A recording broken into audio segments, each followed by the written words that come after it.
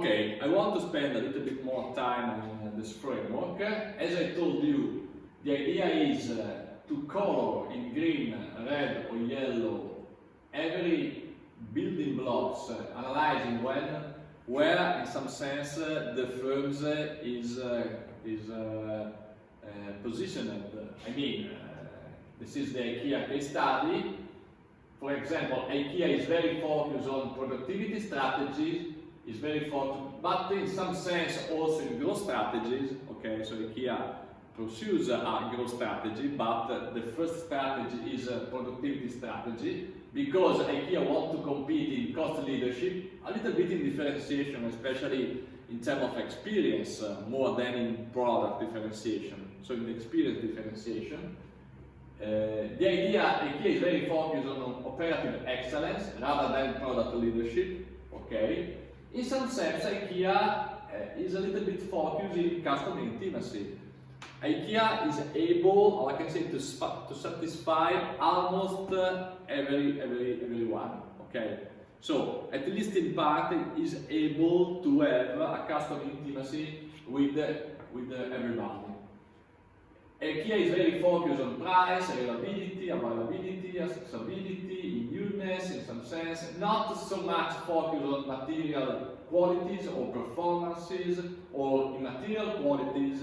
Material qualities, for example, means that no one say this is an IKEA product rather than to say, okay, this is a Gucci product. Okay, so IKEA is not a brand, it's not a luxury brand or anyway a brand that you want to show to the other, so not so big immaterial quality.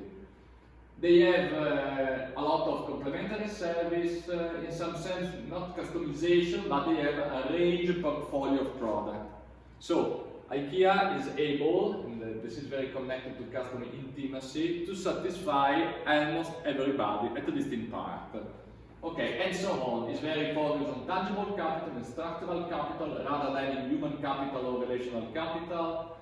Is as a relationship with its suppliers that is not based on market, but is more based in partnership. Okay, you had already discussed about the process and so on. Okay, as I already tried to told you, the idea is. Okay, IKEA wants to define or to analyze if IKEA is aligned, is pursuing a strategy fit. The ideal situation was all the elements should be green on the left or on the right. The IKEA situation is a little bit mixed, okay, but is a little bit more I can say, more focused on the left side.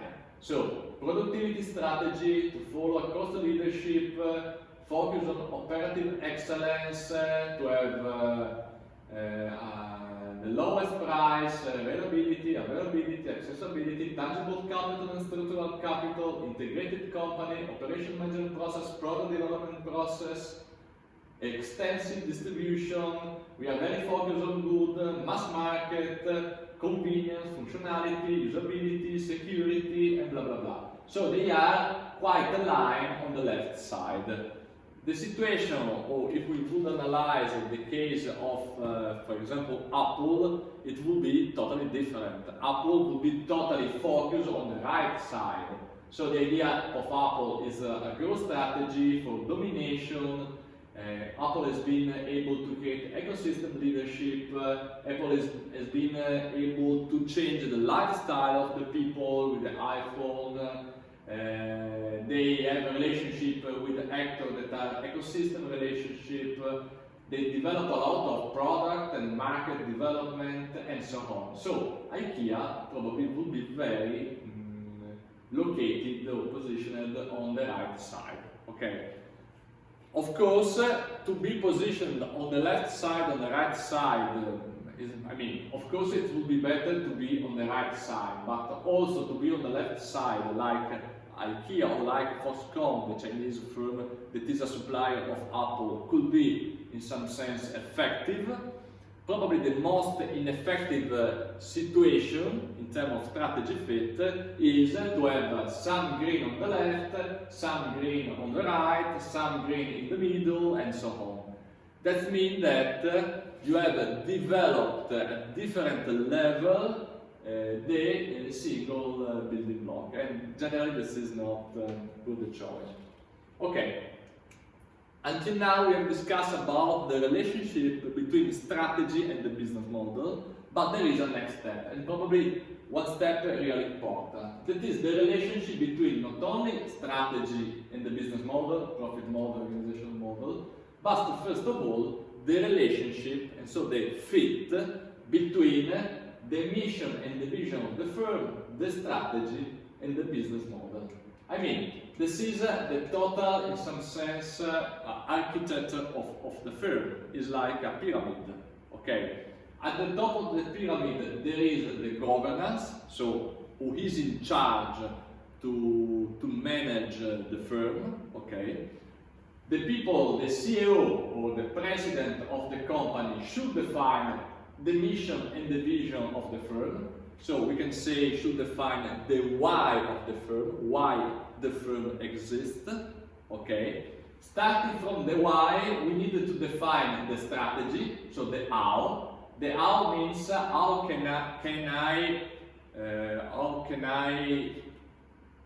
follow the purpose that I define at the mission level. So how can I should manage the firms to reach the mission of the firm, and then there is the relationship with the what.